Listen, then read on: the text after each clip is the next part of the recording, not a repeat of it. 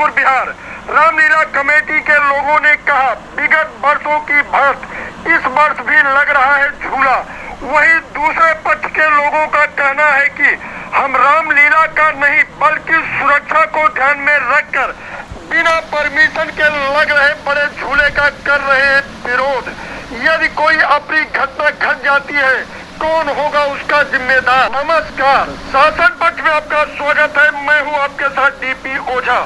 विगत वर्षों की भांति इस वर्ष भी डीएलएफ के प्रेम विहार स्थित प्राइमरी स्कूल प्रांगण में अक्टूबर 2023 से रामलीला का मंचन होने जा रहा है। पहले भी झूला लगता रहा है, लेकिन इस बार कुछ अलग ही है। दरअसल पिछले वर्ष रामलीला के दौरान कई जगहों पर झूले से इतना ही नहीं बल्कि डीएलएफ अंकुर बिहार में भी बिजली वालों की लापरवाही से कई घरों में लग चुकी है आग, जिसमें एक महिला की भी हो चुकी है मौत। झूला लगना गलत नहीं है। सवाल यह है कि क्या झूला लगाने का मिल चुका है परमिशन? क्या अग्निशमन विभाग से अनुमति मिल चुकी है? क्या पुलिस सुरक्षा को ध्यान में रखते हुए अनुमति दे दी है? यदि नहीं तो कैसे लग रहा है झूला? यदि कोई घटना घटती है तो उसका कौन होगा जिम्मेदार? इसी चीज पे हम बात करेंगे। हमारे मिश्रा जी, अगर हम बात करें, बगल में स्कूल है और उसके बगल में अगर हम बात करें तो झूला लग रहा है, क्या कुछ कहेंगे झूले को लेकर के? देखिए, झूले को लग के एक चिंतनीय विषय यह है कि सुरक्षा के दृष्टिकोण से यहाँ बच्चों का दो स्कूल है। प्रेम विहार सरकारी कंपोजिट विद्यालय है, यहाँ 2 विद्यालय है और यहाँ पे बच्चे खेलते रहते हैं ग्राउंड में। बच्चों की पढ़ाई भी डिस्टर्ब होती है, खेलते भी रहते हैं। सबसे बड़ी चलिए पढ़ाई डिस्टर्ब तो चलो हो जाएगी 10 दिन के बाद भी, लेकिन जो सुरक्षा का दृष्टिकोण है उस दृष्टिकोण से बच्चे सुरक्षित नहीं हैं। दूसरी चीज़, ये रेजिडेंशियल आबादी वाला क्षेत्र, आप कैमरा घुमाए देखें, आसपास में फ्लैट्स बने हुए हैं जिनके रेजिडेंस में यहाँ पर विचरण करते हैं, ठीक है, शरीक होते हैं। अब ये बिजली की जो है जर्जर व्यवस्था है, आप देखते हैं पिछले 3 महीने की बात करें तो 6 आगजनी हो चुकी है। यहाँ पे 6 बिल्डिंगों में आग लग चुकी है। एक की देहांत हो चुकी है पूनम शर्मा जी का, और एक उनके मरणासन पे है उनके पति महोदय। 50 से ज़्यादा कार और बाइकें यहाँ जल चुकी हैं। कल रात को भी F28 SLF वेद बिहार गौशाला रोड पे एक ट्रांसफार्मर में भीषण आग लगी है। वो तो भगवान का शुक्र है कि किसी भी तरीके की जनहानि नहीं हुई। क्या इन बड़े झूलों की फिटमेंट रिपोर्ट है? सारे निकायों से इसकी NOC हमने प्राप्त कर ली। अगर झूले लगते हैं तो प्रॉपर मापदंड जो बनाए गए हैं उसको क्या हमने फुलफिल किया है? ये प्रशासन को एश्योर करना होगा। अदरवाइज सिर्फ मेरा ये कहना है कि अगर प्रशासन इस चीज़ की अनुमति देती है तो कोई भी अप्रिय घटना घटती है तो उसके लिए पूर्णतः जिम्मेदार गाजियाबाद प्रशासन होगा। कौशिक जी, आप यहाँ समाज सेवी भी हैं। बड़ा सवाल यहाँ बनता है कि डीएलएफ में जो रामलीला ग्राउंड, अगर हम बात करें तो यहाँ के झूला लग रहा है, झूले को लेकर क्या कहेंगे? झूले को लेके जी, एक तो यह है यहाँ पर जगह बहुत कम है। पिछले साल रामलीला हुई थी तो पिछले साल काफ़ी भीड़ आई थी और उसको संभालना बहुत मुश्किल काम हो गया था हमारे लिए।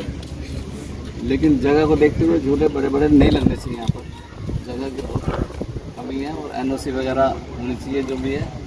रामलीला के साथ साथ यहाँ झूले लग रहे हैं, झूले को लेकर के क्या आपकी? जी देखिए, झूले लग जाएं कोई प्रॉब्लम नहीं है, लेकिन जो सुरक्षा मापदंड है उनको देखते हुए मुझे नहीं लगता उसको फॉलो किया जा रहा है। यहाँ पे सबसे बड़ा सवाल यही है कि अगर सुरक्षा के मापदंड पूरे किए जाएं तो झूले लगने में कोई समस्या नहीं है। रामलीला होए, भगवान जी का मंचन होए, कोई प्रॉब्लम है। लेकिन बड़े बड़े झूले, छोटे छोटे बच्चे होते हैं, किसी को करंट लग सकता है, कोई गिर सकता है। अब ये सुरक्षा मापदंड से पूरे हैं या नहीं है, ये सोचने का विषय है। क्या आपको लग रहा है कि कहीं झूला रखने से कोई दिक्कत हो सकती है? बिल्कुल जी, बिल्कुल। आप देखिए, स्पेस भी इतना नहीं है, क्योंकि जब पिछले साल जब हम लोग आए थे यहाँ रामलीला में, जगह बहुत ज़्यादा कम होने की वजह से लोगों में मतलब ऐसा लग रहा था कि एक के ऊपर एक लोग पड़े हुए हैं। बहुत ज़्यादा भीड़ होने की वजह से चढ़े हैं, कोई मतलब किसी चीज़ का वही नहीं था यहाँ पे कि भाई कोई सुरक्षा की दृष्टि से किसी चीज़ को फॉलो किया जा रहा हो। लेकिन अगर कुछ ऐसा होता है तो उसका जिम्मेदार कौन होगा, ये सोचने का विषय है। झूले जो लगाए जा रहे हैं, झूले का मेन मकसद ये है कि यहाँ भीड़ भड़का ज़्यादा हो जाता है, बहुत ज़्यादा कंडस्ट हो जाता है और काफ़ी ज़्यादा यहाँ दिक्कतें आती है। सुरक्षा नाम की कोई चीज़ ही नहीं है, जो मतलब काम होना चाहिए वैसा काम नहीं है। मेन दिक्कत तो यही है कि इतने बड़े बड़े झूले लग रहे हैं, उसके कारण कोई दुर्घटना घटती है तो उसका यहाँ पर कोई वो नहीं है सुनने वाला।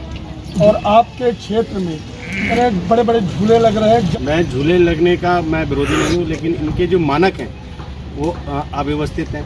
झूले की फिटनेस होनी चाहिए और जिस जगह पे झूले लग रहे हैं उसकी एनओसी होनी चाहिए, नगर पालिका की एनओसी होनी चाहिए, बिजली विभाग की एनओसी होनी चाहिए। दूसरा, इसमें जो मनोरंजन कर रहे हैं वो कर देना चाहिए, क्योंकि झूले का बड़ा काम है और यहाँ अगर हमने टैक्स ही नहीं दिया तो राजस्व की बड़ी हानि है, जिस पे मैं बड़ा चिंतित हूँ।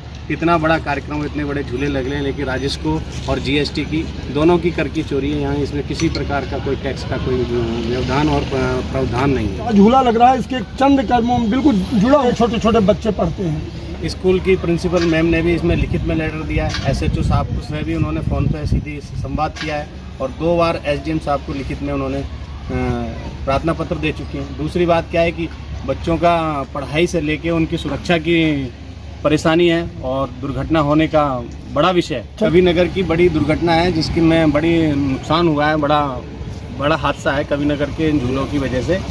और नियमित रूप से यहाँ जो आसपास के बस्ती वाले हैं, अपराध जब रामलीला और ये जो झूले के विजय की वजह से अधिक संख्या आ जाती है और चोरी और अपराध की संख्या इतनी ज़्यादा बढ़ जाती है, इतना रश हो जाता है कि इसको संभालना प्रशासन के लिए भी बड़ा परेशानी का विषय है। और मैं इसका इन बड़े झूलों का मैं निश्चित रूप से विरोध करता हूँ। ये बड़े झूले नहीं लगने चाहिए, इतना हमारा इंफ्रास्ट्रक्चर मजबूत नहीं है। बिजली विभाग की घटनाओं की वजह से और ये जो जनहानियाँ हुई हैं इसके मैं आघात हूँ। तो चूँकि आप जनप्रतिनिधि हैं, क्या आपको जानकारी है कि एनओसी मिला हुआ है, चाहे बिजली विभाग हो, चाहे यहाँ स्थान की बात करें उसकी हो, या इस तरह की कोई जानकारी है आपको? मैंने बिजली प्रशासन को और कमिश्नर साहब को, इन सबको जन सुनवाई पोर्टल से कम 3-4 बार आवेदनों के माध्यम से प्रशासन को जगाने का और उनको सूचना देने का काम किया है। इनमें किसी प्रकार की कोई स्वीकृति और प्रार्थना पत्र नहीं है। अवैध रूप से झूले का ये स्ट्रक्चर खड़ा हो गया है। ये प्रशासन के लिए और स्थानीय पुलिस के लिए, दोनों के लिए निंदनीय विषय है कि ये अपने यहाँ झूले का जो स्थापित हुए हैं बिना स्वीकृति और बिना एनओसी के कैसे स्थापित, अपने आप में एक सवाल और एक विवाद का काम हुआ है। और वो भी